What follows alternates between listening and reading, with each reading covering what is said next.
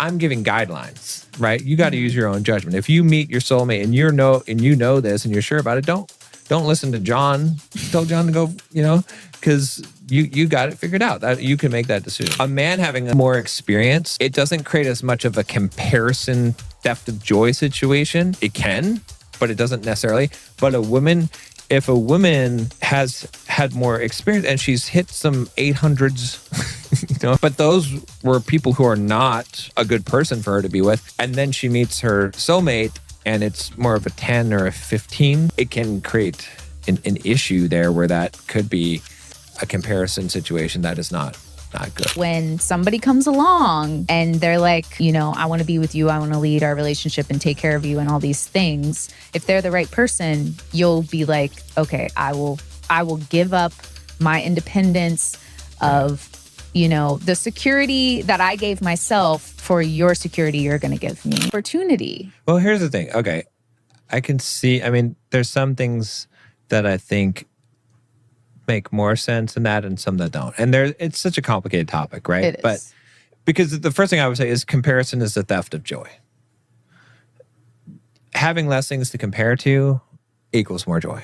Ignorance is bliss, to a degree, right? Mm-hmm. So many times the things that actually ruin relationships are comparison. And if you don't have comparison, you may be better off in many cases. Some people, ideally, if you meet your person and you're the only people you've ever been with, and that's ideal. It's not practical in most cases, especially the way society is today. But that would be a good thing if that were something, but it's not. It's so rare and so unreliable that you can't really count on that. Right. Yeah. So second to that, I agree with not being too young. Well, here's what I would say. There is a big difference for men and women. Mm-hmm. I always tell guys, in fact, I was talking to a guy, you saw the interview I did with the Catholic guy, and he was like, men should get married young and women should get married young. And I was like, for men, let me tell you why that's not. Like, ideally, I understand what you're saying. And just like I said, hey, if you're the first people that you've ever been together with and you don't have comparison, that's a good thing. But that's not practical. But what is practical is for men, I tell guys, do not get into an exclusive relationship until you're at least 30. Now, I know that seems extreme, but let me say why. Date, get experience with women. There's two main reasons. What if you meet your soulmate, though? Well, then, obviously, I'm giving guidelines, right? You got to use your own judgment. If you meet your soulmate and you know this and you're sure about it, don't listen to John. Tell John to go, because you got it figured out. That you can make that decision, right? Mm-hmm. But in general, most men are not going to have the knowledge to even evaluate that unless they have experience. Mm-hmm. Men are supposed to be the leaders. Mm-hmm. It's better if a man has more experience, understands the world better, that a woman can look up to him. It will create a better dynamic in relationship to begin with. He should be older as well. That's preferable. Again, it doesn't mean something's messed up if your relationship is the opposite way. It can still work out. I'm just saying these are ideal conditions, right? Mm-hmm. So a guy being 5-10 years older is good. So if a guy is in his 30s or 40s and then he marries a girl that's 10 years earlier, so then what can happen is he can lead their relationship because he's got the experience to do that. A man that is 19 or 20, mm-hmm. it's different for a man and a woman because the woman is not expected to lead that relationship and to have the experience and wisdom to be able to guide the other person, right? Mm-hmm. Not to discredit a woman. Obviously, her intuition and her feminine attributes are very valuable, but they don't require as much time to develop in worldly experience as a man's do. And so if a man gets married at 19 or 20, heck, I got married at 21. I can tell you, I didn't know what the hell I was doing. I didn't have a clue I was very successful in terms of my career and smart and had my ducks in a row in that way. Mm-hmm. But compared to what I know now and what I understand now and the wisdom that I have now, I can't believe I could even function, right? So I couldn't lead anyone. Mm-hmm. I couldn't lead myself. and I was more capable than just Most. about any 21-year-old who I had my head screwed on straight, right? So I'm just saying I didn't learn all those lessons. So a man trying to lead at that young of an age, it's just going to be a disaster, especially in the world that we live in. And so a man does need to wait and needs to gain experience. And that's why I say that he shouldn't even get into an exclusive relationship, because he doesn't want to create those connections and trap himself into a situation where he's going to get married, or because it always leads to that direction. It should be. And so he should just casually date and focus on his career and developing himself. And then when he hits his 30s, then he starts looking, and then he finds a woman that is younger, that will look up to him. And it's not as critical for her to have as much life experience, because if he's successful and he understands how the world works, he can create a successful environment for her and take care of her financially and lead her. She just has to trust him, if she trusts him. Because if you find a man that you can put all your trust in and be feminine with, then you don't have to worry about those other things. And sometimes also for women, we talked about this too on the sexual side of things, that a man's sexual experience has a scale from realistically 4 to 10, because there's nothing below a 4, right? But a woman has 0. Yeah, a woman has 0, 1,000, right? Or maybe even -1, right? Yeah. To 1,000. Yeah. And so a man having a more experience, it doesn't create as much of a comparison theft of joy situation. It can, but it doesn't necessarily. But if a woman has had more experience and she's hit some 800s, but those were people who are not a good person for her to be with. And then she meets her soulmate and it's more of a 10 or a 15 or an 8. That's not her soulmate then. Well, I agree with you. That's probably not the case.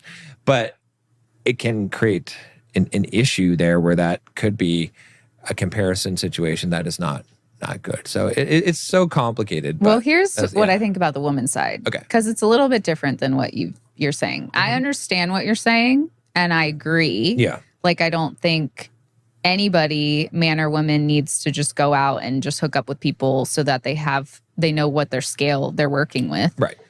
But I do still think women should get married around 25. And here's why. Okay. Because I feel like, I've also always said this as well too, that a woman needs to go out on her own and do things on her own. Because otherwise she won't feel like she can.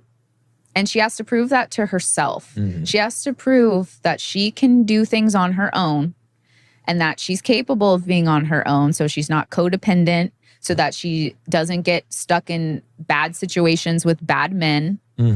So she knows that if she does get in one of those situations, she can leave and she can figure it out on her own because she did it before. I think that's very important. And I also think that's very important because the second she gives in to the right man and trusts him to lead her, you will know it's because she's actually trusting in you. Because it takes a lot for a woman to give up her way of doing things, her, proving to herself that she can do these things and hand it all over to you. I don't think men really realize, to be honest, not a lot of people are in our situation where there's a sole provider and then, the woman stays at home. There are some, but there's not a lot. But I don't think men realize that if you have a woman that is fully investing in you and fully trusting you to lead the relationship, and men can still lead even in 50-50 or whatever dynamic, but it's harder, right? Because she has more responsibilities, so she should get more input. But unless she has that baseline to be like, I can do this, I actually like doing that, like I like proving to myself that I can be on my own and, that I have these options. Right. And she gives that all up for you. To put her trust in you and have you now lead her life. Yeah. That means more.